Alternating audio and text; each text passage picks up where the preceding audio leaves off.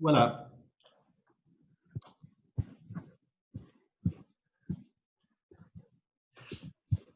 Chers consoeurs, chers confrères, mesdames et messieurs, merci de vous joindre à nous ce soir pour ce webinaire.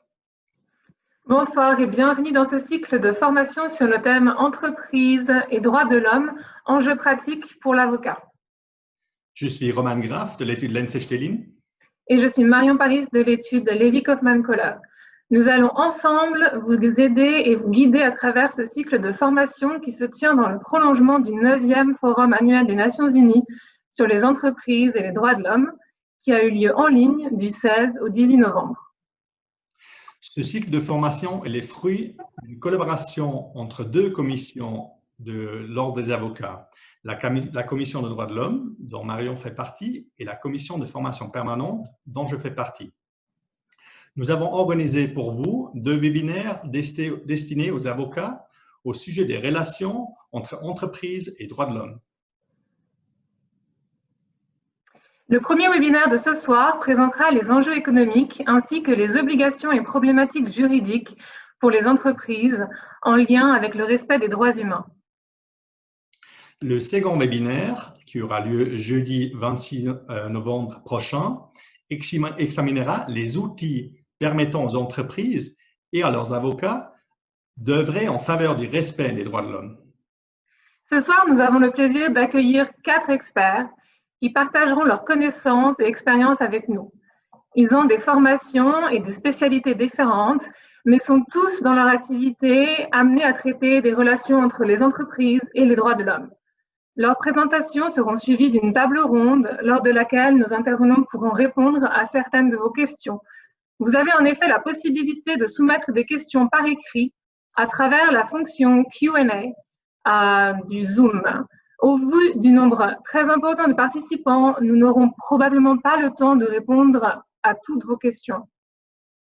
En effet, nous avons à peu près 170 participants inscrits. Il n'y a pas tout le monde qui nous a joints pour l'instant, mais je suis sûr qu'il y a encore des gens qui vont venir.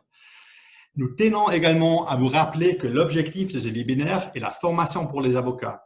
Il ne s'agit donc pas d'un débat politique. Nous allons vous présenter l'initiative qui est soumise au vote le 29 novembre, mais nous n'allons pas donner des recommandations de vote. Personne ne prendra position par rapport à cette initiative pendant ces webinaires et nous écarterons toute question allant en ce sens. Sans plus tarder, nous allons donc ouvrir le cycle avec Maître Sandrine Giroux. Sandrine Giroux est avocate associée chez Lalive. Je pense que l'une des choses qui caractérise Sandrine, ce sont ses nombreux intérêts et domaines de compétences juridiques. Elle est notamment spécialisée en contentieux commercial, suisse et international, en criminalité économique, en droit de l'art, droit des successions et des trusts, droit des médias, droit international public et droit de l'homme. Pour nourrir ses passions, Sandrine s'investit dans de nombreuses associations. Je n'en mentionnerai ici que quelques-unes. Sandrine est notamment membre du conseil de fondation du Musée international de la Croix-Rouge et du Croissant-Rouge, activité qui lui permet de mettre à profit sa passion pour le droit de l'art et les droits de l'homme. Elle est également membre du Conseil de l'Ordre des avocats de Genève et présidente de sa commission des droits de l'homme. Sandrine était donc la personne idéale pour nous expliquer quels sont les devoirs de l'avocat dans l'exercice de sa profession en lien avec le respect des droits humains. Et juste avant que Sandrine commence, nous avons un sondage pour vous. Si Roman peut le mettre à l'écran.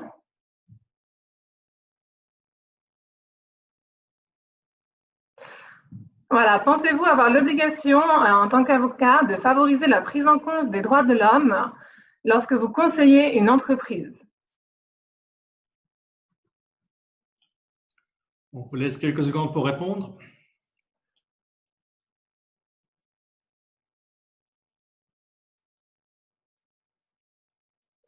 Alors, je vois que la réponse est très majoritairement positive, à 85%. Sandrine, est-ce que tu peux nous en dire plus sur ce sujet? Merci beaucoup, Marion. Merci à tous et à toutes d'être présents ce soir pour ce 5e séminaire Business and Human Rights organisé par l'Ordre des avocats. C'est un sujet éminemment actuel, mais ça fait déjà plusieurs années que l'Ordre des avocats et sa commission des droits de l'homme s'occupent de ce thème. Donc, je suis très heureuse de pouvoir continuer cet échange. J'aimerais tout d'abord remercier Marion Paris et puis Roman Graff pour leur excellent et magnifique travail d'organisation qui nous a permis d'avoir un séminaire riche, mais aussi en 2 épisodes. Donc, voici le premier. Et puis, j'aimerais aussi remercier ici toute la Commission des droits de l'homme de l'Ordre des avocats de Genève qui s'active sur de nombreux projets, y compris sur cette thématique. Et puis aussi le Conseil de l'Ordre et son bâtonnier, ainsi que les précédents bâtonniers, qui nous ont toujours soutenus dans cette démarche et dans ces réflexions. Et ce que je vais vous présenter aujourd'hui est le fruit d'un long processus de réflexion. Ce ne sont pas des conclusions ou des réflexions qui sont simplement du wishful thinking, mais c'est vraiment, je dirais, un constat mûri par les échanges avec différents avocats, différents ordres d'avocats, dans des contextes nationaux et internationaux pour vraiment savoir quelle est la place de l'avocat en lien avec les droits humains, dans l'exercice de sa profession, mais aussi en lien avec cette dynamique plutôt entrepreneuriale, droits humains et entreprises, et de savoir finalement est-ce que l'avocat doit être proactif, simplement passif, ou peut être simplement dans l'indifférence. Donc pour ce faire, je vais vous présenter quelques chiffres et développements récents que je vais illustrer par une présentation, si ça marche.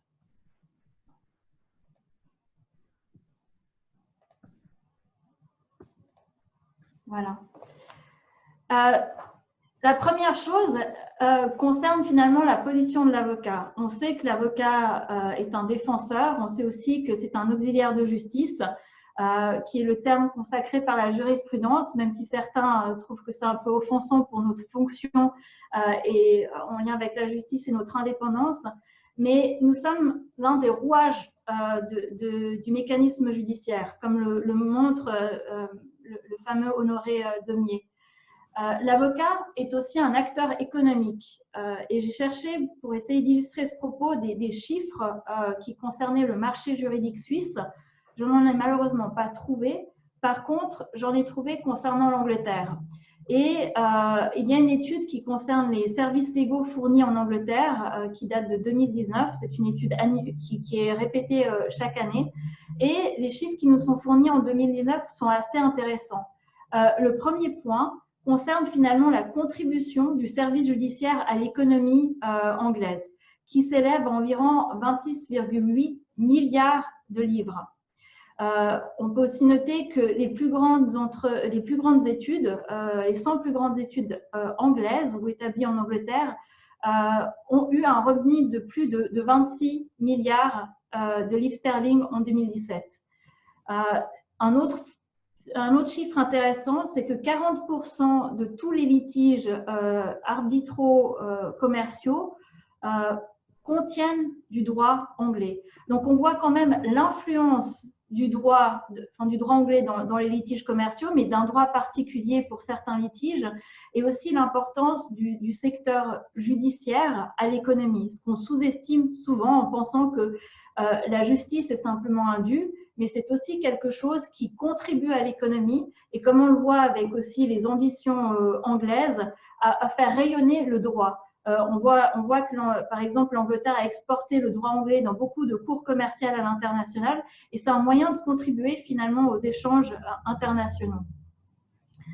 Si on prend un peu plus de hauteur et qu'on essaye de regarder, d'avoir une vue d'ensemble, ce que j'appelle la big picture, on peut se référer aux buts, aux objectifs de développement qui ont été établis par l'ONU, les Sustainable Development Goals, qui sont au nombre de 17 et qui sont un plan d'action qui a été approuvé par les membres des Nations Unies en 2015 pour un agenda à 2030 afin d'établir la paix et la prospérité pour le plus grand nombre d'entre nous sur la planète, maintenant et pour le futur.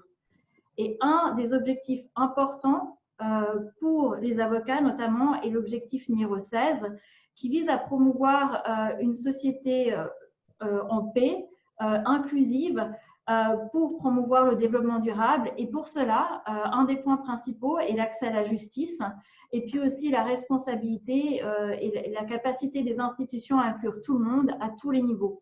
Et je pense que pour ceux qui ont suivi un petit peu l'élection américaine, on voit que la confiance qu'on peut placer dans les institutions est quelque chose qui est difficile à créer, mais qui est très facile à éroder. Et on le voit dans des pays dans lesquels la corruption est assez importante.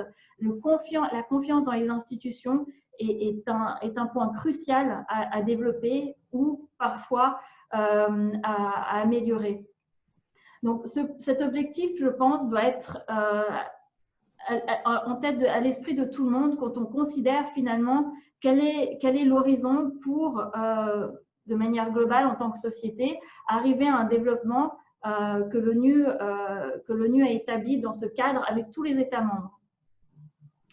Maintenant, si l'on regarde quel est le rôle des sociétés dans ce cadre établi par l'ONU, on en vient au principe directeur de l'ONU relatif aux entreprises et aux droits de l'homme, que je ne vais pas développer ici parce que nous les avons déjà développés dans d'autres séminaires, mais je rappellerai simplement les 3 piliers. Le premier qui est l'obligation incombant aux États de protéger les droits humains. Le deuxième pilier est la responsabilité qui incombe aux entreprises de respecter les droits humains. Et le troisième pilier est de permettre des voies de recours et un accès à la justice pour ceux qui ont souffert de violations de leurs droits humains. Et ces principes ont vertu à s'appliquer aux entreprises, mais ce qui est intéressant, c'est de considérer que l'avocat en tant que tel est aussi un acteur économique et son étude est aussi une entreprise. Et c'est d'ailleurs dans ce sens-là que l'International Bar Association, qui est l'une des plus grandes associations professionnelles d'avocats, a réfléchi et établi un guide pratique pour les avocats d'affaires concernant les principes directeurs de l'ONU. Il y a tout d'abord ce guide pratique qui est établi en 2016 et puis aussi un guide très intéressant qui est destiné aux associations professionnelles d'avocats pour voir comment mettre en œuvre ces principes directeurs de l'ONU. Et c'est dans ce contexte-là que l'Ordre des avocats de Genève a réfléchi à comment intégrer ces principes directeurs dans ces documents constitutifs auxquels je reviendrai dans un petit moment. Ce que j'aimerais souligner ici, c'est que ces objectifs que j'ai mentionnés peuvent être tout à fait considérés comme des objectifs utopistes ou bien du soft law qui finalement ne sont pas très pertinents pour des gens qui s'occupent d'affaires et qui sont occupés au quotidien avec des entreprises ou à conseiller leurs clients. Et c'est là que j'aimerais peut-être rectifier cette image parce que ces objectifs sont de plus en plus pertinents au jour d'aujourd'hui dans la gouvernance de société, mais aussi dans la manière dont on apprécie les risques et, in fine, comment on établit et on attribue les responsabilités lorsque ces risques se matérialisent. Et je prendrai pour exemple notamment les normes ISO, qui sont les normes de référence mondiales pour toute une série de processus. Et il y en a un en particulier pour le risk management, mais il y en a d'autres pour la gouvernance des organisations, pour les systèmes de compliance. Ils sont tous sur le site ISO. Mais ce que je trouve très intéressant, c'est que ISO, maintenant aussi, se réfère aux objectifs de développement des Nations Unies et examine dans quelle mesure leurs normes ou leurs standards aident ou se réfèrent aux objectifs spécifiques. Et là, on voit que notamment cette norme ISO de risk management vise aussi à soutenir l'objectif numéro 16 d'accès à la justice que j'avais mentionné. J'aimerais aussi mentionner ce qu'il en est maintenant des entreprises, plus particulièrement, et la mise en œuvre des principes directeurs des Nations Unies de manière préventive, je dirais. Et c'est le Pacte mondial de l'ONU, qui est une initiative volontaire basée sur les engagements d'entreprises à mettre en œuvre les principes universels de durabilité qui ont été établis en partenariat avec l'ONU et de soutenir les objectifs de l'ONU. Et ces 10 principes portent notamment sur les droits humains, la main-d'œuvre, l'environnement et la lutte anticorruption. Ce qui est intéressant de remarquer, c'est que ce ne sont pas seulement des Nestlé, des Procter & Gamble ou des Novartis qui font partie de ce pacte mondial, mais aussi ce sont des études d'avocats, et pas des moindres, parmi les plus grandes études d'avocats qui ont rejoint ce pacte mondial pour essayer d'intégrer ça dans leurs activités. Vous prenez la première Daily Piper en 2013 jusqu'à Slaughter & May en 2019, et ça, ce n'est qu'une liste exemplative. Si vous êtes intéressé, je vous invite à regarder ce que fait le pacte mondial de l'ONU suisse, qui a un site dédié pour des actions de mise en œuvre en Suisse, et c'est assez intéressant. À l'heure actuelle, il n'y a aucune étude, mais je sais qu'il y en a quelques-unes qui sont en train de faire le processus d'adhésion. Alors, qu'en est-il maintenant pour l'Ordre des avocats de Genève? Comme je l'ai mentionné, c'est le 5e séminaire droits humains et entreprises que l'Ordre des avocats de Genève organise, et sous l'égide de la Commission des droits de l'homme, tout d'abord pour promouvoir les droits de l'homme, parce que c'est une des priorités de la Commission, mais aussi c'est parce que l'Ordre des avocats de Genève est conscient que si l'on veut pouvoir accompagner les avocats et accompagner les clients, nos clients, il faut rester alerte et aussi au fait des développements internationaux et de l'évaluation des risques pour les prémunir et s'en préserver. Et c'est pour ça que ce risque, comme on l'a vu, de violation des droits humains, qui était très théorique, qu'on attachait plutôt à du soft law ou à d'autres principes plutôt non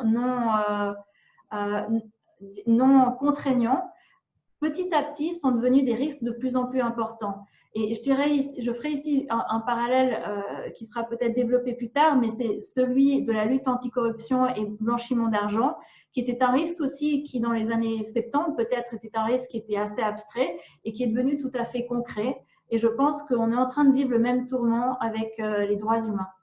Donc, ce 5e séminaire s'inscrit dans cette démarche-là, mais l'Ordre des avocats de Genève a voulu aller plus loin. Et sous l'impulsion de la Commission des droits de l'homme, le bâtonnier Monja, que je ne remercierai jamais assez d'avoir soutenu cette initiative, a initié la possibilité et la réflexion d'introduire dans nos us et coutumes une obligation de responsabilité sociale pour les avocats, qui est ce fameux article 2 des us et coutumes qui s'applique à tous les membres de l'Ordre des avocats de Genève et qui précise que l'avocat est le gardien de l'état de droit et le dernier rempart contre l'arbitraire. L'alinéa 3 est encore plus pertinent pour la thématique qui nous occupe aujourd'hui parce qu'elle impose finalement une responsabilité sociale à l'avocat qui est celle de s'efforcer d'atténuer les risques de violation des droits fondamentaux et des droits de l'homme en favorisant leur prise en compte dès le stade du conseil ou de l'assistance dans l'élaboration d'accords ou de contrats. À ma connaissance, l'Ordre des avocats de Genève reste l'un des premiers barreaux à avoir intégré cette obligation ou ce devoir dans ses documents constitutifs. Il y en a d'autres, sauf erreur le barreau japonais, mais il y en a très peu qui ont encore pris le pas. Par contre, aujourd'hui, il y a eu le lancement d'une initiative très importante, un peu plus tôt cet après-midi, qui est le Pacte Forum des barreaux pour l'objectif de développement numéro 16. Et ce pacte a été lancé aujourd'hui, donc date importante pour ce thème.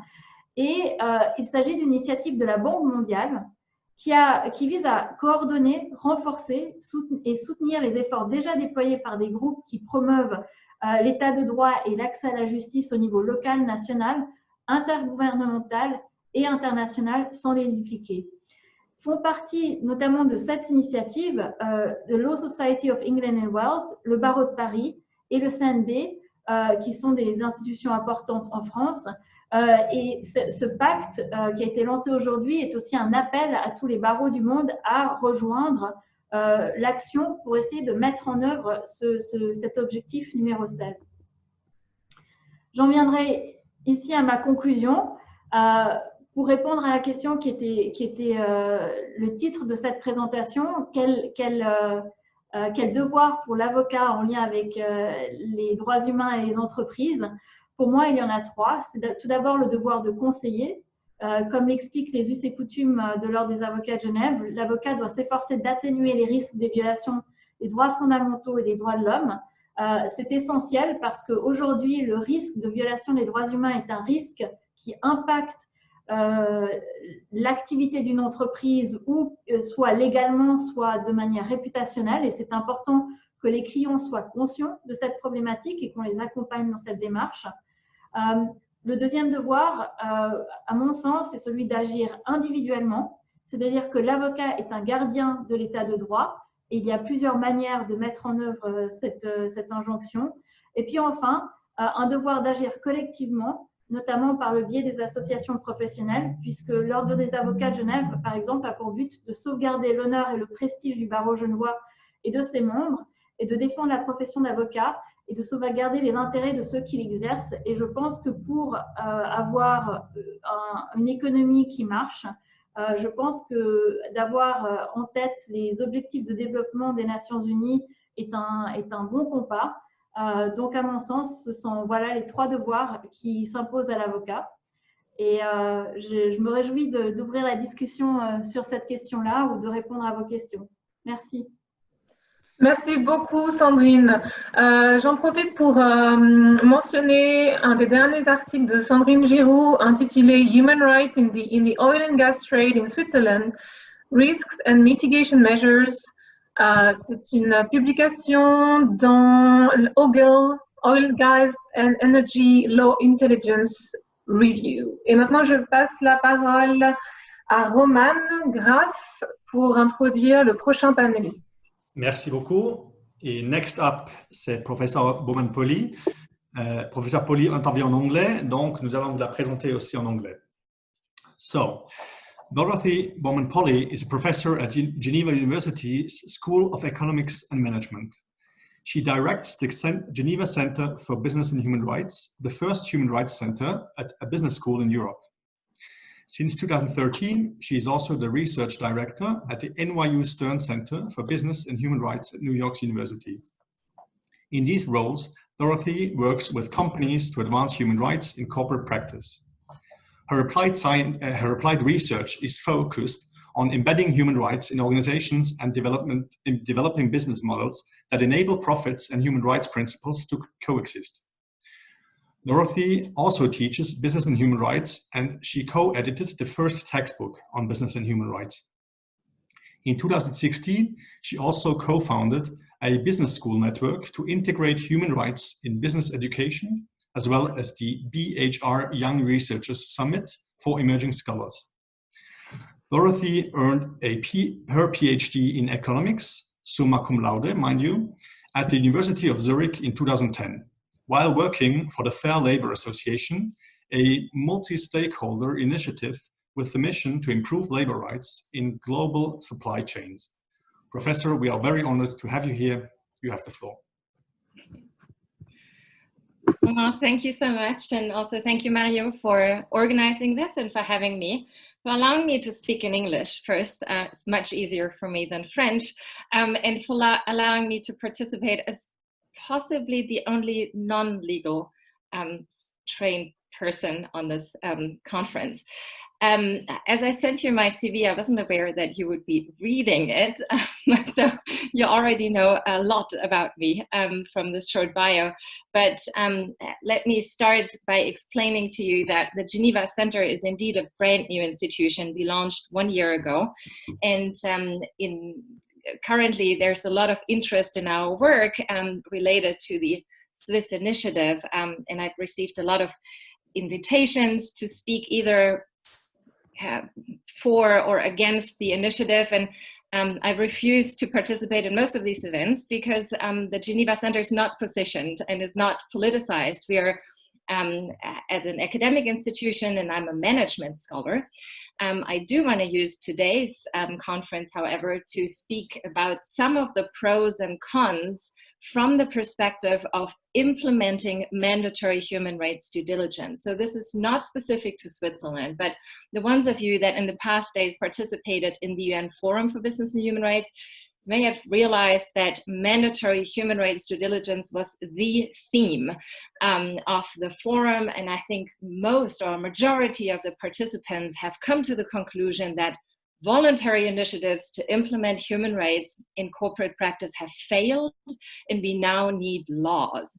And since you're all lawyers, this is of course a critical moment in time for you to understand your role in advancing human rights in corporate practice.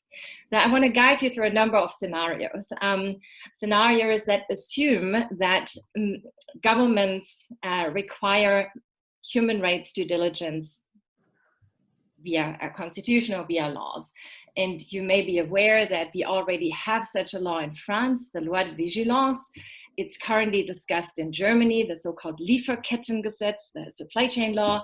It's discussed on a European level, and the plans on the European level are incredibly ambitious. And you will know a lot more about the details of the Responsible Business Initiative currently discussed in Switzerland and voted upon on the 29th of November.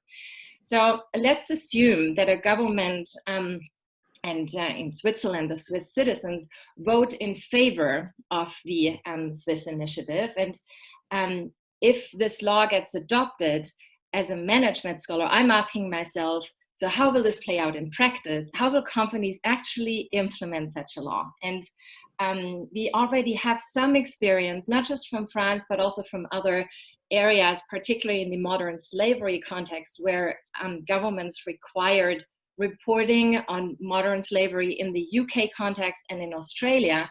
And in those two contexts, together with my colleague, we inquired the research in some companies and asked, now that this law is in place on modern slavery, who actually within your corporation deals with the implementation and assurance that this law is respected? And what we found overwhelmingly is that once a law is in place, within corporations, the corporate lawyers are tasked to implement the respect for this law. And from a management scholar's perspective, this creates a counterintuitive effect for advancing human rights in business, because it's then becoming, human rights is becoming a very narrow compliance issue in corporate practice. Corporate lawyers deal with it, and it's becoming separated from the day-to-day business operation teams that actually should be enacting respect for human rights through their decision-making, rather than just lawyers mitigating risks for litigation. And I think this is critical to understand, that once a law is in place, it's positive in that it really gets a lot of attention at the senior management level. We've seen that in the modern slavery context. All of a sudden, senior management teams pay attention to human rights in a way they've never before. But then, unfortunately, often the topic is delegated exclusively to corporate lawyers that turn it into a rather unsexy compliance issue that doesn't motivate companies to also see the potential business opportunities that this topic could bring.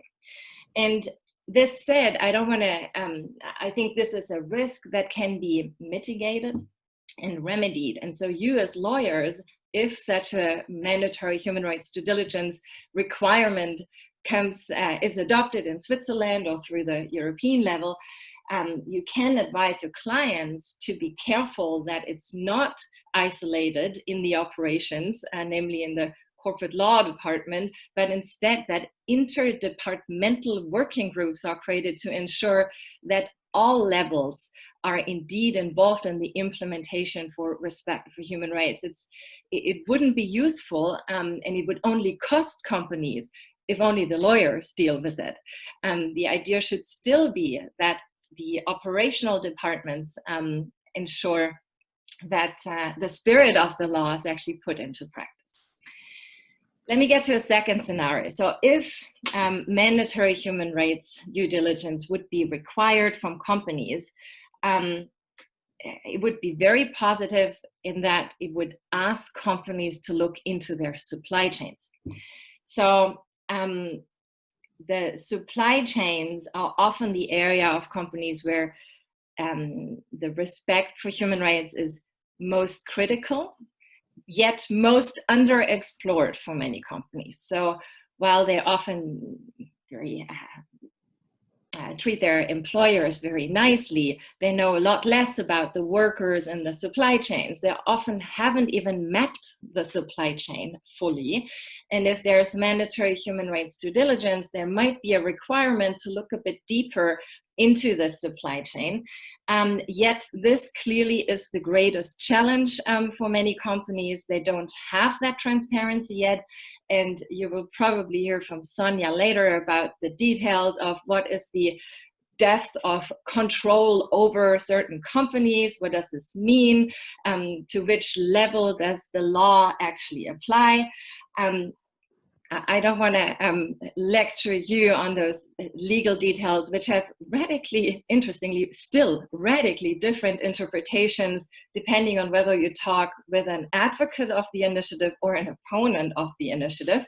But what's clear for me from a management scholar's perspective is that through my research, and I've done research on global supply chains for more than a decade, it's clear that it's the business model at the top of the supply chain that often drives systemic human rights issues into, let's say, garment factories in Bangladesh. And if there's a human rights due diligence requirement, I'm worried that a lot of companies will want to tick off this requirement by adopting the currently most dominant approach to control for human rights in the supply chain, namely social auditing.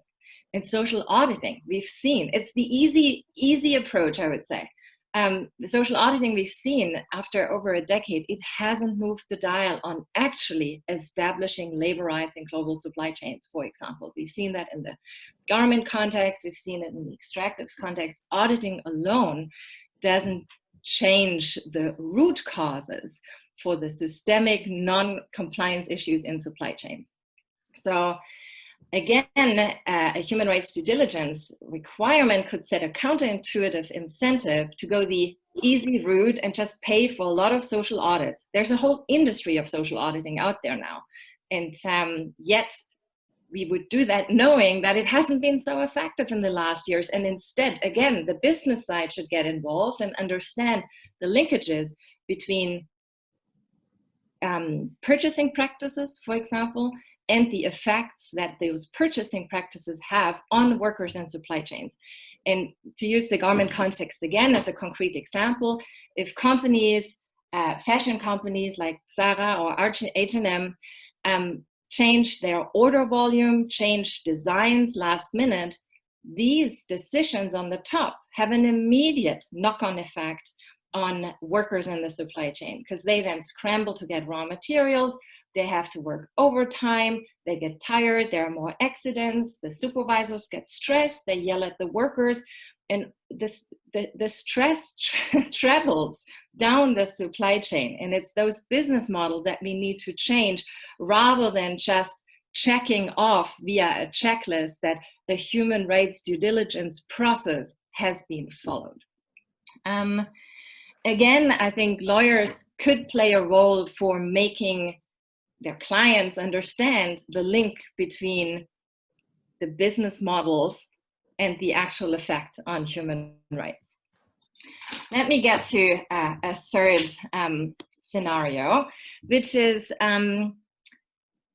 often now propagated in the context of the UN Forum. Voluntary initiatives did not work, and they're probably no longer needed because soon we will have mandatory human rights due diligence by the law. So it's almost a dismissal of the so-called voluntary initiatives. But I'd like to highlight that I find this dichotomy between voluntary and mandatory way too simplistic. I'd like to highlight there is a middle ground between those two extremes, voluntary, mandatory. I'm thinking of multi-stakeholder initiatives that have for many years now played a very important role in advancing so-called industry-specific standards for business and human rights. And signing up for a multi-stakeholder initiative is voluntary, but once you're in it, for some of them, things become very, very binding in that you have very strict peer control, you have very strict control of civil society organizations and academia that participate in such multi-stakeholder initiatives. And so I find the conclusion that once we have a law, those so-called voluntary initiatives are no longer needed and are have not been useful. That's too crude of a conclusion, because I'm convinced that those voluntary initiatives and, for example, multi-stakeholder initiatives will be particularly useful to complement what can be put in law. Not everything can be specified by law, and I will get to that. And I want to highlight that those multi-stakeholder initiatives have one major advantage over a top-down approach like we have it with laws. So in multi-stakeholder initiatives, the key addressees, namely companies, are at the table, and they co-own the design process of the rules, but with checks, because academia and civil society are part of it. And by co-owning the process, it might take a while. They will fight a lot. I've experienced that myself in my work with multi-stakeholder initiatives. But once there is a consensus, the chance for the rules to actually being implemented are much, much greater than after the conclusion of a highly polarized debate, as we have them right now in Switzerland, and the losers, let's assume the initiative gets adopted, the losers now have to comply. I think the chances of those companies that vigorously lobbied against this initiative to enact and implement the spirit of the law is rather small. And you're lawyers. I don't have to explain to you how hard extraterritorial legislation is in terms of its implementation. So you want those companies on board if you are serious about advancing human rights in corporate practice. So unfortunately, we are where we are. It's a highly polarized situation, but if this law gets adopted, I'm wondering about the reaction of companies that either feel like the losers, or they were already leaders and they were probably in the implementation here, and now they're legally required to do this. What is the incentive to still go beyond what's legally required?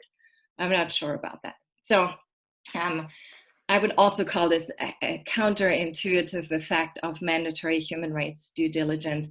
Generally, I would say there's no silver bullet, and we will need the complementarity of public and private regulation. And so lastly, I want to come to the core concept of the Swiss initiative and all other initiatives around us, human rights due diligence. It's the core concept that Ruggie introduced to the UN guiding principles.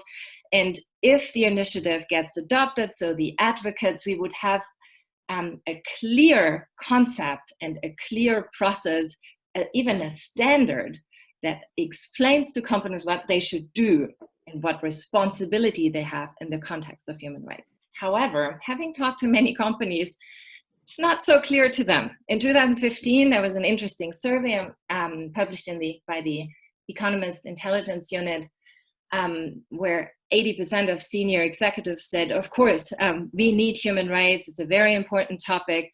And then as the interviewees dug deeper, they saw that less than 30% actually know what this human rights responsibility would or should entail. And I think not much has changed on that front. So when it comes to industry-specific requirements for human rights, a lot of companies are still completely lost. They don't know where to start. They don't know what a commitment to human rights actually means in their specific industry context. So for that, and this is where I come back to the multi-stakeholder initiatives, I think we will need those multi-stakeholder initiatives more than ever to translate the currently high-level guidance documents into very concrete industry-specific guidelines that can be translated into very technical key performance indicators, according to which we can then measure human rights performance by industry. Right now, it's incredible that Nestlé is so outspoken on human rights. So is Unilever. They're arguably sort of in the same sector. Yet, even myself as an expert, I can't tell if Unilever or Nestlé is the better performer on human rights. and this needs to change. So human rights due diligence requires an industry-specific interpretation, ideally through a multi-stakeholder process, to arrive at a true standard, a standard that is measurable. And from your law perspective, I think this is also of interest, because first of all, it allows the leaders to show with concrete numbers that they are actually leaders. Second, it allows litigations to be a lot more concrete than leaving it up to a judge to say, was this good enough? Was this adequate human rights due diligence? I think we need to, if this law is adopted, make greater efforts to actually help a legislator and say, well, we actually defined as an industry what adequate human rights due diligence means in practice. And so I conclude with this. For me, irrespective of whether this law is accepted or not, or this initiative is accepted or not, the question of how do we implement human rights in corporate practice will remain a pressing challenge for companies. And well, we at the Geneva Centers, we have a mission to support companies in the development of business models where profits and principles can coexist. So our work won't change. Thank you. Thank you very much, Professor. I may have one question, if you don't mind, and I know you have been studying this topic for years and years. So the law set aside, my question is, are there any studies on, the positive economic impact for companies complying with human rights and maybe also environmental standards abroad? Obviously, besides the risk of liability, etc. Are there any such studies? So the studies are all difficult because they measure the social dimension of sustainability very differently. But what we can see right now, and I think this is a major driver, is that investors are increasingly interested in so-called ESG data of companies, environmental, social, government data. And the S is supposed to contain or capture human rights. And only if those ESG scores are acceptable, investors are willing to invest. And so with that, I think there is a strong incentive for companies to look into the social dimension of sustainability and the S in ESG. And of course, now with COVID, I think there's generally a heightened sensitivity to these topics. We also have a new generation coming up that seems to be particularly interested in these fields. My classes at the University of Geneva are always full. This next generation of future managers wants to know how to get this right. And I think this also translates to consumers. I'm under the impression that the world works in favor of human rights advocates right now, from an investment point of view, from a consumer's point of view. And this translates for companies that they need to react and that they need to address human rights issues. Very good. Thank you very much, Professor. À part ça, donc, comme on vous a dit, vous avez aussi la possibilité de poser des questions à travers notre fonction Q&A, mais ces questions, on va y répondre à la fin. Je passe la parole de nouveau à Marion pour nous présenter.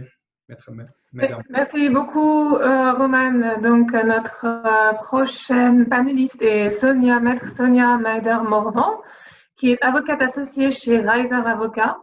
Elle est spécialisée en matière de criminalité économique, entraide internationale en matière pénale, recouvrement d'actifs et investigation interne. Elle enseigne également le droit pénal économique à l'Université de Genève en tant que conférencière invitée dans le cadre d'un MBA. Et elle va nous présenter sous l'angle juridique l'initiative populaire, entreprise responsable et le contre-projet. Merci beaucoup. Tout d'abord, merci de m'avoir invité à participer à ce sujet extrêmement intéressant.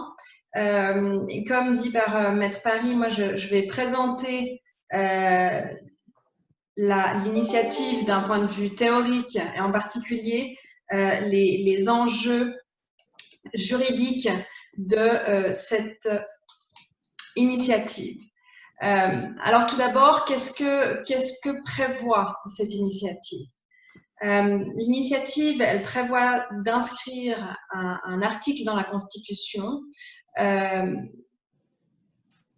principe selon lequel la Confédération prend les mesures pour que l'économie respecte davantage les droits humains et l'environnement. Elle propose de concrétiser ce principe général par plusieurs mesures, en particulier d'obliger les entreprises ayant leur siège statutaire, leur administration centrale ou leur établissement principal en Suisse. L'initiative se réfère à ce sujet à la Convention de Lugano, ainsi que les entités qu'elle contrôle à respecter à l'étranger également les droits humains reconnus de manière internationale, ainsi que les normes environnementales. Le but, c'est également d'obliger ces entreprises à faire preuve de diligence raisonnable afin de prévenir ou de mettre fin à des violations des droits de l'homme ou des droits environnementaux. Cette obligation de diligence s'applique évidemment à elle-même, aux entités qu'elle contrôle, mais également à l'ensemble de la relation d'affaires, des relations d'affaires.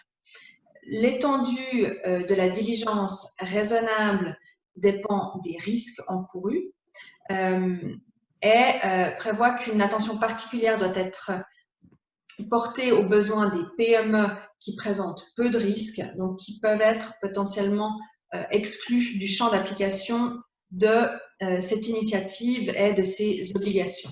L'initiative vise également à réglementer la responsabilité des entreprises pour les entreprises qu'elles-mêmes contrôlent à l'étranger. Alors ça, c'est les grandes lignes.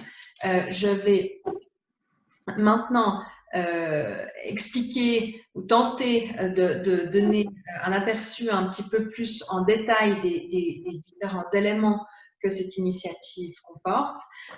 Alors tout d'abord, qu'est-ce qu'on entend par droit de l'homme internationalement reconnu? L'initiative se réfère à ce sujet au principe directeur de l'ONU qui a été déjà mentionné tout à l'heure par Maître Giroux, ainsi qu'au principe directeur de l'OCDE à l'intention des entreprises multinationales qui, en tout cas en ce qui concerne le principe directeur de l'ONU, renvoie explicitement à la Charte internationale des Nations Unies. Donc, la Charte des Nations Unies englobe les deux pactes des Nations Unies.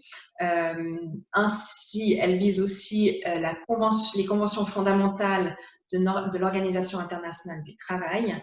Et puis, pour les entités qui opèrent dans des zones de conflit, ça englobe évidemment aussi le droit international humanitaire, soit en particulier les conventions de Genève. C'est assez, disons que ce qu'on entend généralement par droits humains, c'est assez facile d'appréhender. Ce qu'on entend par normes environnementales internationales, c'est un peu plus compliqué. Les entreprises seraient tenues de se conformer aux normes prévues par le droit international en la matière.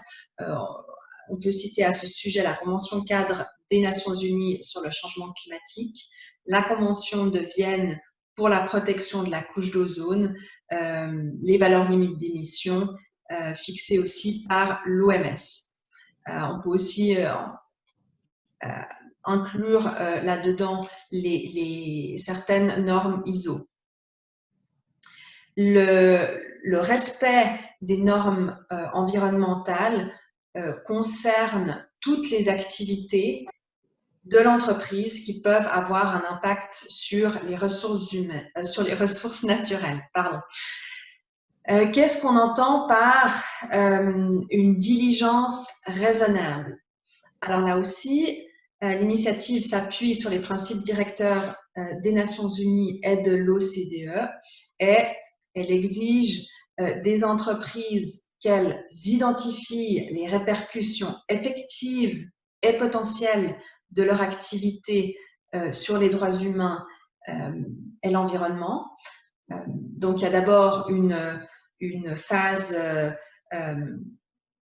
comment dire, investigatoire pour qu'elles soient conscientes, qu'elles apprécient l'impact qu'elles ont en matière de droits de l'homme et d'environnement. Ensuite, elles doivent prendre les mesures appropriées pour prévenir toute violation des normes environnementales et des droits humains ou d'y mettre fin. Et elles doivent rendre compte des mesures prises. L'initiative est pas très explicite sur comme la manière dont elles doivent rendre compte. On peut par contre typiquement imaginer ça par des publications, notamment par exemple sur site internet. Le devoir de diligence sera évidemment en fonction du risque en matière de droits humains et environnemental. Donc, évidemment, le risque n'est pas le même en fonction de la zone géographique d'activité, ni de l'activité. Évidemment, des activités qui sont plus à risque que d'autres. Et puis, ce qui est très important et puis qui fait l'objet de beaucoup de controverses, mais je ne rentrerai pas là-dedans, c'est que l'obligation de diligence de l'entreprise inclut également les entreprises contrôlées, mais aussi l'ensemble des relations d'affaires à l'étranger. Donc, la diligence porte sur son activité globale et peut donc aussi inclure d'autres acteurs qu'elle ne contrôle pas. Comme on le verra, il y a l'obligation de diligence, qui est une chose qui est appréhendée de manière extrêmement vaste sur, comment dire, en termes de sur qui la diligence porte. Donc, elle porte vraiment sur toute l'activité. Par contre, comme on le verra, sa responsabilité, elle, est plus limitée. L'initiative prévoit aussi, justement, par rapport à l'obligation de diligence, que les PME qui ne présentent pas de risque notable pourraient bénéficier d'exemptions. S'agissant de la norme de responsabilité prévue par cette initiative, il faut d'abord relever qu'il s'agit d'une responsabilité civile des entreprises qui sont basées en Suisse et non pas d'une responsabilité pénale. Alors ça, comme on le verra, un impact sur beaucoup de choses en termes de mise en œuvre de la responsabilité. L'initiative, elle vise à créer une norme spéciale qui transfère sur l'entreprise en Suisse la responsabilité de l'entreprise qu'elle contrôle pour ses actes. C'est quelque chose qu'on voit, par exemple, aussi dans le domaine au niveau pénal, cette fois de la corruption, d'une société qui peut être au niveau pénal tenue responsable pour des actes d'entreprise ou d'entité qu'elle contrôle.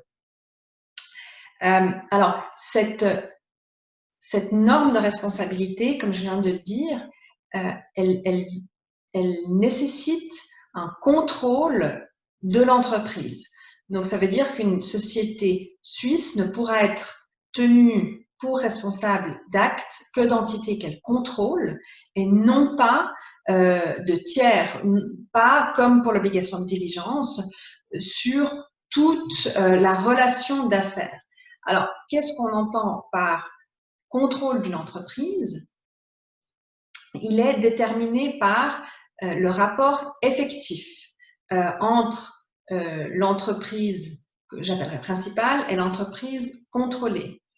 Ce qui signifie que ce qui est déterminant, c'est pas la structure juridique. Donc, c'est pas parce que il n'y a pas forcément un rapport hiérarchique entre une maison mère et une filiale. C'est pas forcément ça qui est déterminant. Le contrôle peut se traduire par un simple pouvoir économique. Une telle situation est souvent synonyme, en effet, d'un rapport de dépendance économique entre l'entreprise qui contrôle et celle qui est contrôlée. On peut trouver des exemples dans passablement de domaines. Par exemple, dans les contrats de fabrication exclusive. C'est lorsque une entreprise produit de la marchandise pour un seul client. Là, on considère qu'il y a un rapport de contrôle économique puisque l'entreprise contrôlée dépend finalement de l'entreprise principale, si je peux l'appeler ainsi. On voit aussi ça dans les contrats de distribution exclusive, par exemple. Cette norme de responsabilité s'inspire dans l'initiative de la responsabilité de l'employeur pour les dommages causés par l'employé dans son activité, l'article 55 du CO. Et puis, elle prévoit aussi, comme pour l'article 55 CO, une possibilité de preuve libératoire. Alors, quelles sont les conditions de la responsabilité définies par ce projet de loi? Alors, il faut d'une part le contrôle d'une entreprise qui est implantée en Suisse sur une autre entreprise, donc une simple relation commerciale n'est pas suffisante. Par exemple, un fournisseur ordinaire ne sera pas considéré comme contrôlé et donc il n'y aura pas de responsabilité de la société en Suisse pour les actes du fournisseur, même s'il y a une obligation de diligence à son égard. Il faut la violation de droits humains et de droits environnementaux internationalement reconnus. Il faut la survenance d'un dommage lié à cette violation, donc il faut un lien de cause à effet, et il faut que ce soit dans l'accomplissement de l'activité. Donc il y a un lien fonctionnel aussi. Et puis finalement, l'absence de preuve libératoire. Alors la preuve libératoire, eh bien justement, on retombe là sur le premier point, c'est que la responsabilité de la société en Suisse n'est pas engagée dans le cas où elle peut apporter la preuve, démontrer qu'elle a fait preuve d'une diligence raisonnable pour prévenir la commission de la violation et du dommage. S'agissant de comment concrètement une personne qui s'estime lésée par une violation pourra agir en Suisse. Alors, ce n'est pas encore clairement déterminé, mais dans les grandes lignes, une personne qui s'estime lésée, c'est-à-dire qu'elle a subi un dommage suite au comportement d'une société ayant son siège en Suisse ou contrôlée par elle, pourra saisir les tribunaux suisses pour demander la réparation du dommage qu'elle a subi. Alors, évidemment, ça présente plusieurs difficultés. La première, c'est que on reste dans un rapport de nature civile, de droit privé, ce qui veut dire que la procédure se déroulera entre, d'une part, le présumé lésé est la société. On peut imaginer déjà les difficultés que ça peut engendrer, étant précisé que l'initiative ne prévoit pas la possibilité pour les class actions ou donc des actions collectives ou la possibilité, comme ça existe par exemple en France, pour des associations, des ONG d'agir au nom des lésés. Donc, a priori, ce sera le lésé qui devra intenter une action civile contre l'entreprise suisse concernée. Ensuite, évidemment, celui qui dépose la demande, comme dans toute affaire civile, eh bien, ce sera le présumé lésé qui devra prouver la violation du droit environnemental ou des droits de l'homme et il devra prouver son dommage. Et puis, par ailleurs, eh bien, comme dans toute procédure civile, il devra également payer les avances de frais qui, comme on le sait, sont en Suisse très élevées. Donc, voilà les potentielles difficultés que pourrait amener une éventuelle action en responsabilité dans le cadre de cette responsabilité si cette initiative devait être votée. Il faudrait encore peut-être un dernier point, c'est que le dernier paragraphe prévu du texte de la Constitution garantit que les dispositions prévues par l'initiative doivent dans tous les cas être prises en compte par les tribunaux suisses. L'idée étant d'éviter que des règles de droit international privé prennent le pas et qu'une entreprise suisse puisse argumenter comme quoi il n'y a pas de fort en Suisse parce que, par exemple, le lieu du délit aurait été commis à l'étranger. Donc, sur cette base, l'initiative prévoit que dans tous les cas, il y a un rattachement qui est avec la Suisse. Par contre, les éléments qui ne sont pas réglés par l'initiative peuvent toujours être réglés par le droit international privé. Donc, on peut tout à fait imaginer que les montants de la compensation ou d'autres éléments soient pris en compte par le droit international privé et donc qu'il y ait une application d'un droit étranger.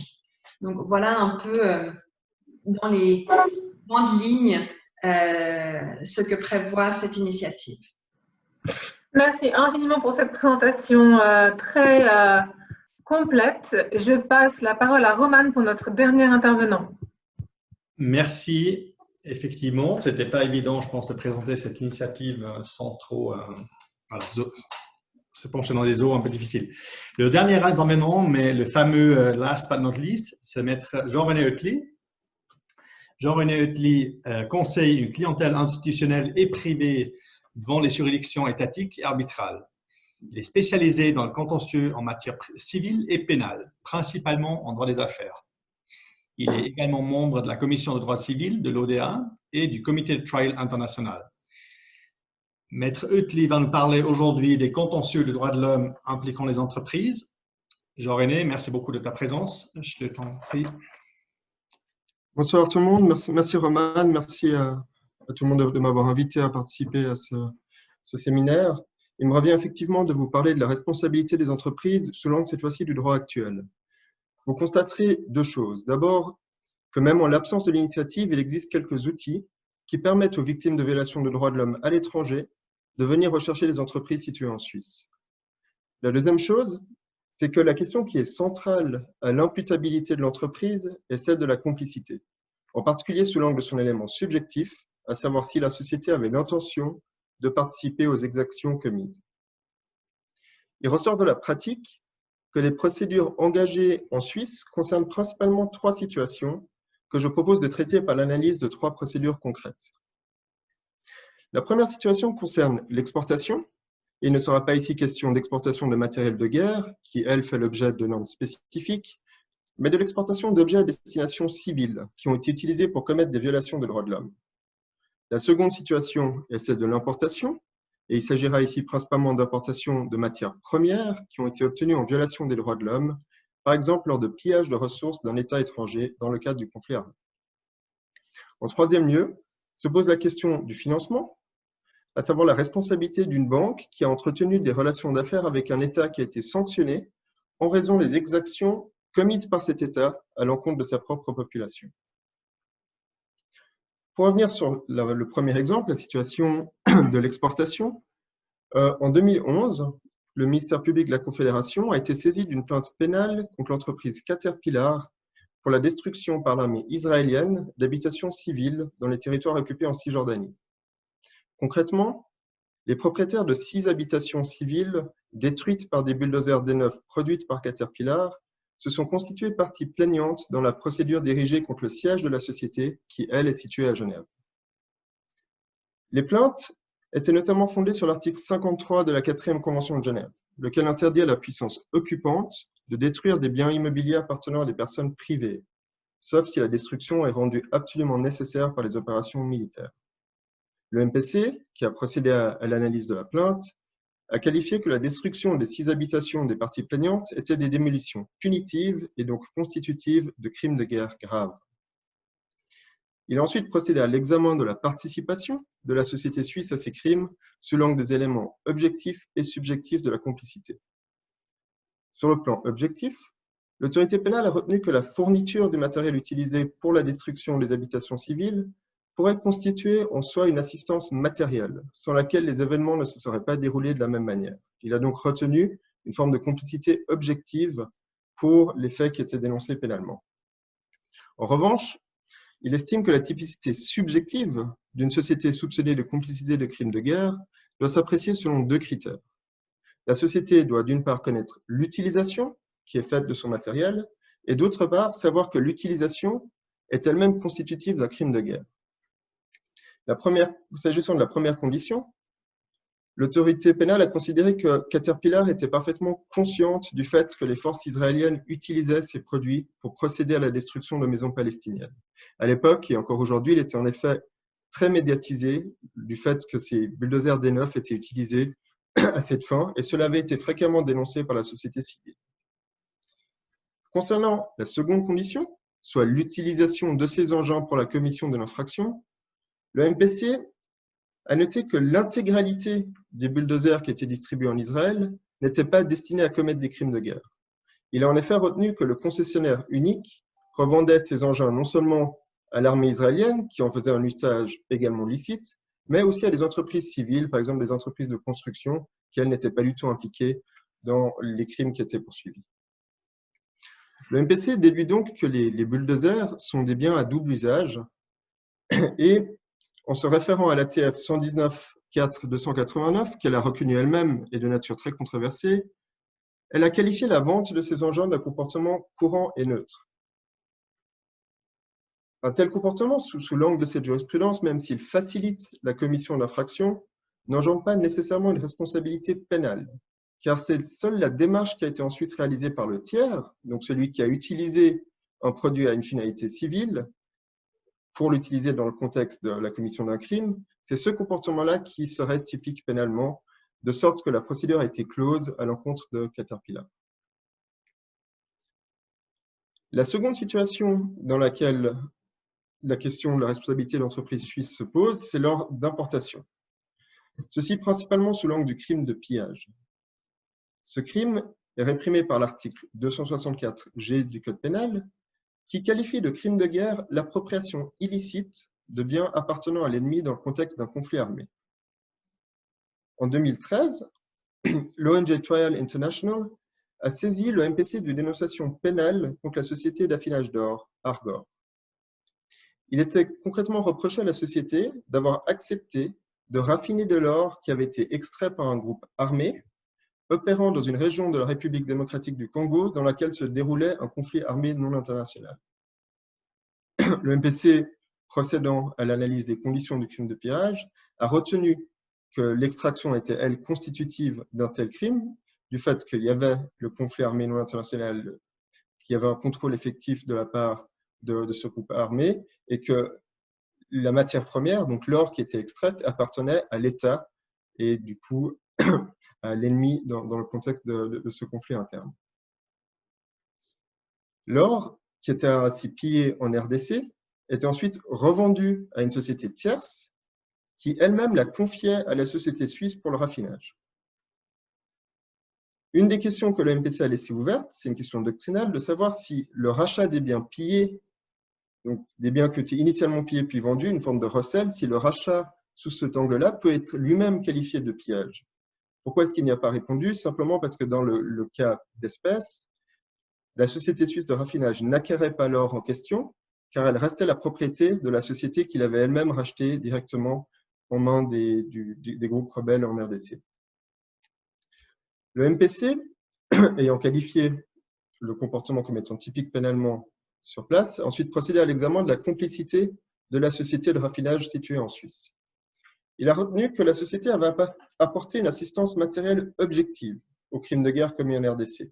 En effet, le fait d'avoir procédé au raffinage de l'or avait pour conséquence de permettre la commercialisation sur les marchés internationaux de ce produit et a aussi permis à ce produit de prendre de la valeur puisqu'il pouvait par ce biais être écoulé. En revanche, le MPC a considéré que la société de raffinage n'avait pas rempli la condition subjective de la complicité, car il ressortait des pièces perquisitionnées, il y avait donc une perquisition de l'entreprise, et des auditions de témoins, que la société ignorait l'origine criminelle de l'or qui lui avait été confié. Sur cette base-là, le MPC a classé la procédure. La dernière situation dont je voulais vous parler, c'est la question du financement de ces activités. Dans le cadre d'une procédure pénale aux États-Unis, la banque BNP Paribas a reconnu avoir violé les sanctions édictées à l'encontre du Soudan en raison des crimes de guerre et des crimes contre l'humanité qui étaient perpétrés à l'encontre de la population civile. Le DOJ reprochait en substance à la branche genevoise de la banque BNP Paribas d'avoir permis au gouvernement soudanais et aux banques soudanaises d'accéder aux marchés financiers internationaux entre 2002 et 2008. Le gouvernement soudanais aurait ainsi pu financer les exactions commises à l'encontre de sa population, notamment au Darfour. En juillet 2014, BNP Paribas a conclu un accord avec le DOJ par lequel elle a reconnu sa responsabilité pénale pour la violation des sanctions. Elle a aussi été condamnée au paiement d'une amende d'à peu près 9 milliards aux mains du DOJ. Sur cette base, des victimes des exactions commises par le gouvernement soudanais ont initié une class action aux États-Unis, pays dans lequel c'est possible, contre BNP Paribas. Selon le droit international privé américain, la responsabilité civile de la banque aux États-Unis s'apprécie selon le droit suisse parce que les activités financières étaient conduites, comme je l'ai dit, depuis la branche genevoise de la banque. C'est donc à l'aune de l'article 50 de notre Code des obligations que le juge américain sera appelé à trancher si la banque peut être tenue solidairement responsable du dommage causé par l'État saoudien à sa population. Toutefois, la jurisprudence du tribunal fédéral sur l'application de l'article 50, et un peu contre toute attente, n'est pas très claire. En effet, si le texte de la loi énonce une solidarité parfaite lorsque les co-auteurs ont causé ensemble un dommage, la jurisprudence est plus hésitante quant au degré de participation qui est requis à l'exécution commune de l'acte dommageable lui-même. En d'autres termes, si le deuil éventuel suffit quant à l'acceptation que l'acte peut donner lieu à un dommage, le degré d'intentionnalité que les co-auteurs doivent avoir quant à la participation à l'acte générateur de responsabilité fait encore débat. Ironiquement, c'est un juge américain qui sera appelé dans les semaines à venir à se prononcer sur cette épineuse question de la responsabilité plurale en droit suisse. En guise de conclusion, j'aimerais souligner trois points. D'abord, la responsabilité pénale des entreprises pour des violations de droits de l'homme est un domaine qui est assez nouveau pour les autorités pénales. À titre d'illustration, la procédure qui avait été ouverte contre Argor était la première instruction pénale pour le crime de pillage depuis les affaires qui ont suivi la Deuxième Guerre mondiale. On constate dans ces ordonnances pénales que généralement, les autorités prennent une position conforme au droit pénal international en ce qui concerne la qualification juridique des conflits et des infractions qui sont commises dans leur contexte. La procédure contre Argor aussi, dans une certaine mesure, démontre que les autorités pénales sont disposées à les poursuivre puisqu'il y a eu des perquisitions qui ont été conduites et que l'audition de divers employés est intervenue. Toujours est-il, on constate que les procédures pénales entreprises à ce jour n'ont pas abouti. La question de la complicité reste au cœur des ordonnances de classement rendues dans les différentes procédures, par référence parfois à une jurisprudence assez controversée en doctrine. On peut se demander, alors que les sociétés de trading adoptent des règles de compliance de plus en plus strictes, de savoir si les règles internes de vérification à ces sociétés et les règles d'analyse interne de vérification, d'analyse du risque contribueraient peut-être à fonder une complicité subjective. Parce qu'en passant en revue les éléments de compliance lors d'une éventuelle perquisition, peut-être que ça mettrait en lumière des éléments quant à la connaissance qu'avait l'entreprise concernée des actes qui étaient commis à l'étranger et qui lui sont reprochés. Peut-être c'est une question aussi de se demander dans quelle mesure c'est des éléments qui sont effectivement très utiles dans le cadre d'une enquête. La question de la responsabilité civile en droit suisse pourrait également se poser sur l'angle de l'article 50 du Code des obligations. C'est une approche qui serait compliquée. De telles procédures civiles pourraient être entreprises de manière indépendante ou même suite à des jugements pénaux, en gardant à l'esprit toutefois que le juge civil n'est pas lié par les constatations du juge pénal et que la question du degré d'intention requis pour la participation à l'acte dommageable est encore assez controversée. Donc voilà, c'est une présentation assez brève, mais j'accueille volontiers toute question ou intervention en relation avec ceci. Merci beaucoup. Merci Jean-René, c'était parfait. On a déjà une petite question directement pour toi. Il y a une personne qui demande si tu peux donner les références. Je ne sais pas si c'est possible pour les références des arrêts, si c'est facile de les donner là rapidement. Ou si... Non, alors je peux pas donner des références parce que c'était régulièrement des ordonnances de non-entrée en matière. Donc, c'est des données qui ne sont pas… Je comprends. Merci beaucoup. Merci Jean-René. Donc, maintenant, en réalité, on ouvre donc le débat. On a, si vous voulez, une sorte de table ronde. Vous étiez assez timide à poser votre question, mais on a quelques questions. Marion, je te laisse peut-être. Oui, effectivement. Alors, on a une question qui serait peut-être plutôt pour Maître Sonia Meder-Morvan, mais tous les panélistes sont évidemment invités à proposer leur éclairage. La question est la suivante. Qu'est-ce qui se passe concrètement si l'initiative est adoptée ou rejetée? Alors, s'il est rejeté, dans ce cas, automatiquement, il y a le contre-projet qui sera adopté et puis cas échéant éventuellement soumis à référendum. J'en ai pas parlé, le contre-projet, parce que voilà, ça faisait trop de choses. Le contre-projet est beaucoup plus léger et vise plus à inciter les entreprises à prendre des mesures, les oblige à faire preuve de diligence et produire des rapports seulement dans certains cas particuliers. Donc voilà ce qui se passe si l'initiative ne passe pas.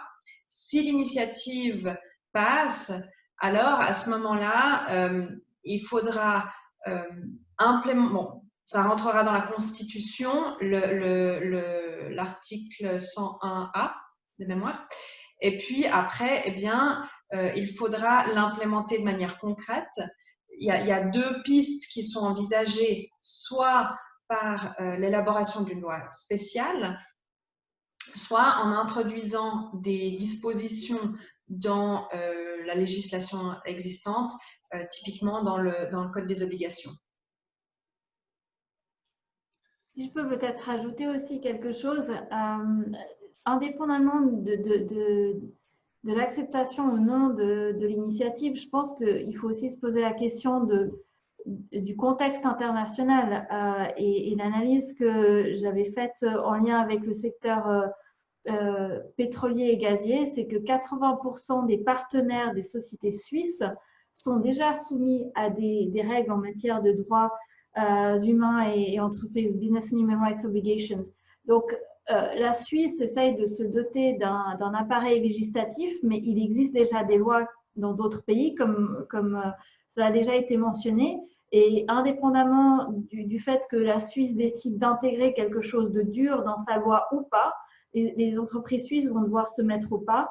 On sait aussi que l'Union européenne est en train de travailler à une loi qui sera un peu plus sur le modèle suisse avec des obligations beaucoup plus intrusives qui sera mise en œuvre probablement, enfin adoptée dans 1 année, 2 ans. Donc, ce n'est pas parce que l'initiative ne passerait pas qu'il n'y aurait pas d'obligation. Et ça, je pense qu'il faut être assez clair parce que le train, il a déjà démarré, il ne va pas s'arrêter comme ça. Merci beaucoup. Alors, on a une autre question qui serait également plutôt au sujet de l'initiative, mais tous les panélistes peuvent évidemment, et ce serait intéressant d'avoir leur point de vue là-dessus. La question est la suivante.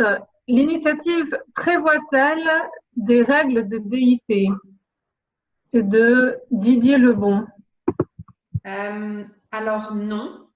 Elle prévoit justement au dernier paragraphe cette espèce de restriction de l'application du droit international privé pour éviter justement qu'on puisse exclure l'application de la responsabilité sur cette base. Maintenant, elle ne prévoit pas de règles de droit international public.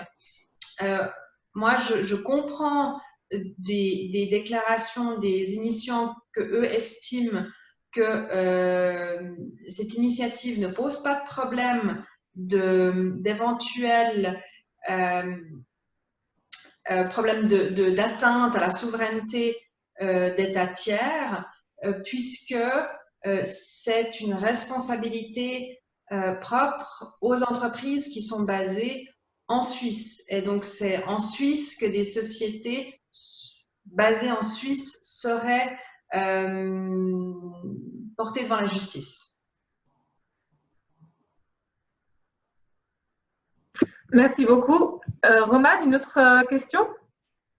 Oui, alors une autre personne également de nouveau sur l'initiative. On va l'abréger un petit peu. Donc la question, c'était, si je comprends bien, la diligence requise porte sur l'ensemble de tiers, partenaires, fournisseurs, indépendamment de la notion de contrôle. La notion de contrôle ne sera importante que pour la mise en œuvre de la responsabilité de l'entreprise. Je pense, Sonia, c'est nouveau. Je ne sais pas si quelqu'un d'autre souhaite répondre. Alors, selon ma compréhension, il n'y a pas de sanction. Tout comme il ne faut pas oublier que même la responsabilité, c'est une responsabilité civile, ce n'est pas une responsabilité pénale, donc je ne suis pas sûre qu'on puisse parler de sanctions. Cela dit, on peut imaginer si la diligence globale qui serait cas échéant imposée aux sociétés n'est pas respectée, peut aussi avoir un impact sur sa responsabilité par rapport aux entreprises qu'elle contrôle. Et puis, elles vont avoir une obligation de publier les rapports qu'ils font sur leur diligence, les rendre publics. Donc, il y a évidemment le risque réputationnel si elles ne font pas leur diligence correctement.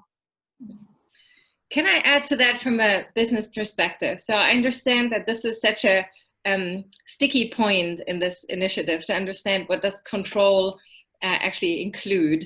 But I just want to go back in time.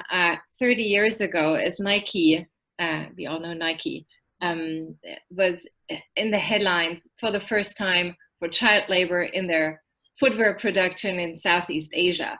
And their initial reaction was, oh, we don't own those factories, we're not responsible.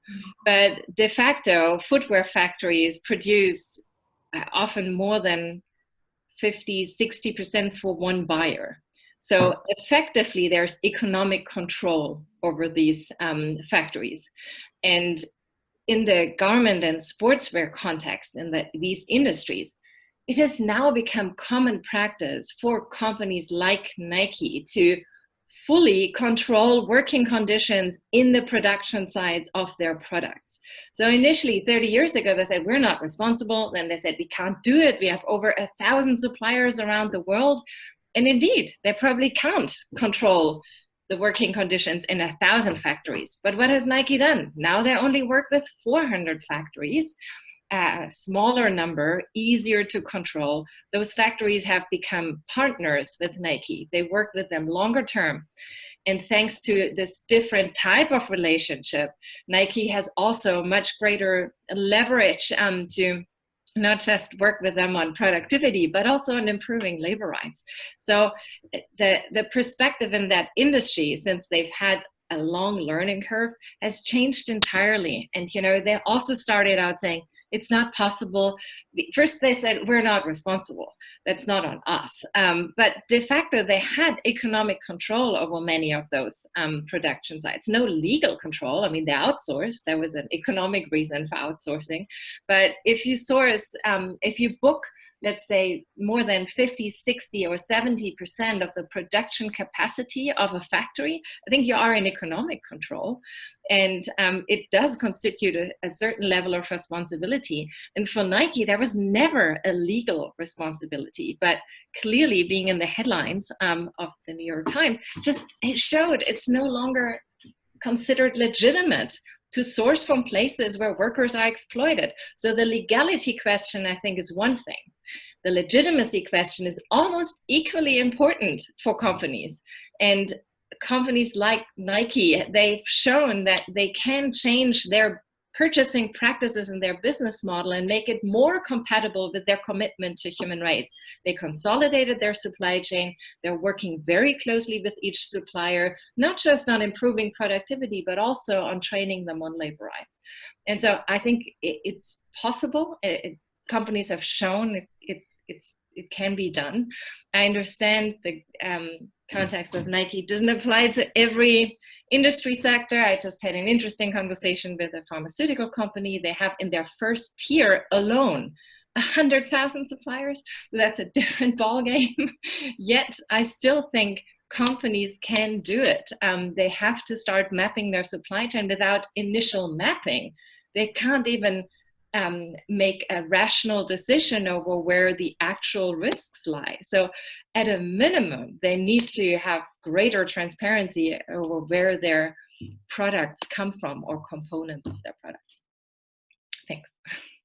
Thank you very much. Ajouter quelque chose sur ce que vient de dire Dorothée. C'est vrai que dans mon expérience,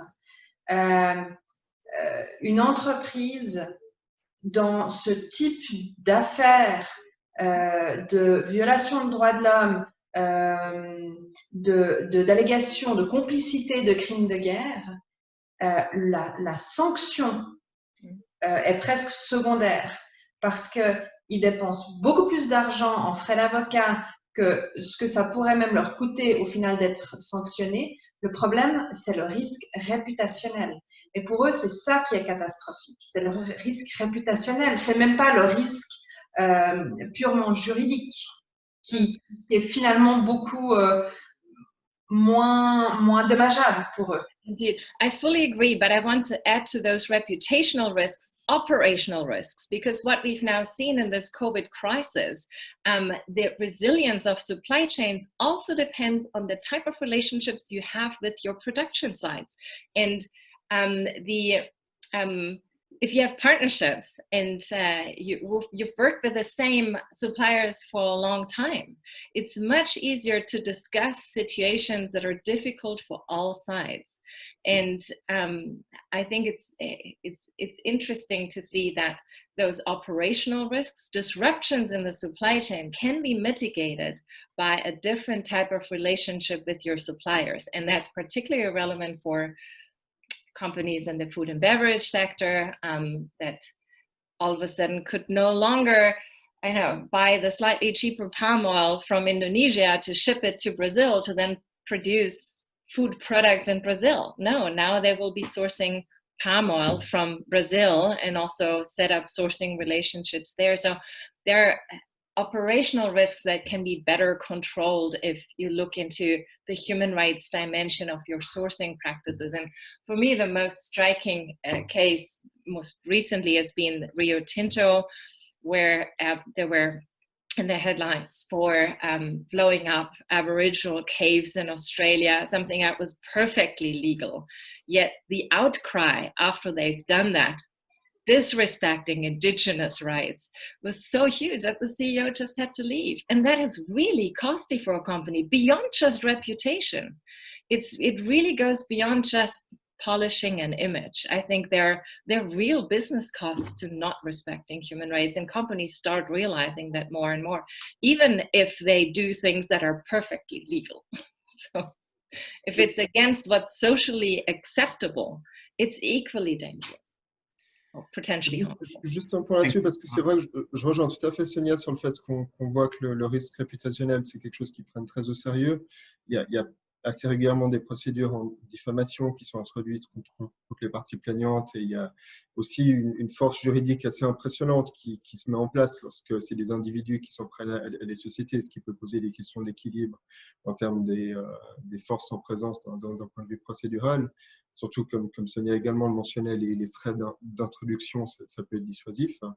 Cela étant, ce qu'on voit aussi comme réaction, et je l'entends relativement souvent, c'est que s'ils considèrent qu'une juridiction n'est pas, comme ils disent, a business-friendly environment, ils partent. Et très concrètement, quand on discute sur la place avec des sociétés dans certains types d'activités, leur réaction, c'est bon, voyons ce que sera la loi, mais on envisage déjà de partir sur Londres, parce que pour eux, c'est beaucoup plus simple de faire du jurisdiction fission en fonction des contextes juridiques qu'on retrouve au sein de ces différentes juridictions. Et c'est là aussi où on voit que, comme on a eu un peu la guerre des impôts et des taxes qui ont peut-être trouvé fin ou pas avec l'arrêt qui a été récemment rendu contre Apple, on va peut-être retrouver d'ici 10 ou 15 ans avec une espèce de guerre de juridictions, de lesquelles sont les plus attractives et les plus tolérantes vis-à-vis de ce type d'exactions, et qui seraient peut-être des havres de paix pour certaines sociétés. Ouais, peut-être juste pour ajouter à ce que vient de dire Jean-René, je pense que ces sociétés, quand elles examinent les juridictions qui sont les plus favorables, doivent aussi examiner la stabilité du droit et puis l'état de droit, les garanties d'état de droit dans les juridictions dans lesquelles elles veulent, parce que souvent ces juridictions sont celles qui peuvent changer du jour au lendemain toute la législation en place, et puis tout d'un coup empêcher certains juges de juger. Donc, je pense que c'est vrai qu'il faut qu'il y ait une analyse vraiment globale, générale sur la solidité d'une juridiction, et c'est pas seulement en lien avec est-ce qu'il y a une initiative qui passe ou non, parce que comme l'a dit aussi Sonia, concrètement, si on regarde les conditions juridiques pour mener une action civile en responsabilité, elle est extrêmement dure. Il faudra prouver le dommage, il faudra prouver le lien de causalité, il faudra payer l'avance de frais, et les frais judiciaires ne sont pas réduits. Il n'y a toujours pas d'action, vraiment des associations d'actions collectives possibles en Suisse. Donc, finalement, si on regarde vraiment le risque juridique concret et la réalité d'une sanction judiciaire, elle est assez minime. Moi, je pense que c'est plus au niveau de la due diligence, du rapport qui sera fait, que ce sera important. Et surtout, ces rapports, maintenant, sont aussi finalement des textes qui engagent les sociétés. Si dans leur rapport, elles expliquent qu'on fait ci, ça et ça pour protéger les droits humains, finalement, c'est aussi une base d'action pour les rendre responsables, si ce n'est pas en Suisse, mais dans d'autres juridictions peut-être plus favorables, comme on l'a vu aussi, par exemple, en France. Donc, c'est dans ce contexte-là que je pense que la menace de déplacement de certaines sociétés, à mon avis, elle est un peu creuse. Il y en aura peut-être quelques-unes, mais je ne pense pas que ce sera un choix juridiquement stratégique. Non, tout à fait. Puis je pense que c'est notre métier en tant qu'avocat, justement, de leur rendre attentif. Je suis navré, Jean-René. Je crois qu'on est l'heure a avancé. On est obligé de nous arrêter ici. Les gens, ils ont leur soirée. Mais évidemment, hein, le débat il est encore intéressant, on peut encore le continuer. Alors, merci beaucoup. Oui, merci infiniment aux panélistes pour leur temps, le partage généreux de leurs connaissances et de leur expérience. Ce webinaire a été enregistré et sera accessible sur la chaîne YouTube de l'Ordre après le 29 novembre. Et avant ça, Roman. Merci beaucoup aussi à tous les participants. Désolé si on a un petit peu dépassé. Nous espérons quand même que ça vous a plu. Nous espérons aussi vous revoir peut-être à notre prochain webinaire qui a lieu le 26 novembre, donc la semaine prochaine, le jeudi à la même heure, à 17 h. Exactement. Et puis là, on traitera, je pense qu'on a bien cerné là, les enjeux. Et donc, la prochaine fois, on verra quels outils sont à la disposition de l'avocat pour aider l'entreprise dans son souhait de respecter les droits de l'homme. Merci infiniment de nous avoir suivis ce soir et nous espérons vous retrouver la semaine prochaine. Au revoir. Au revoir. Au revoir, merci. Bonne soirée.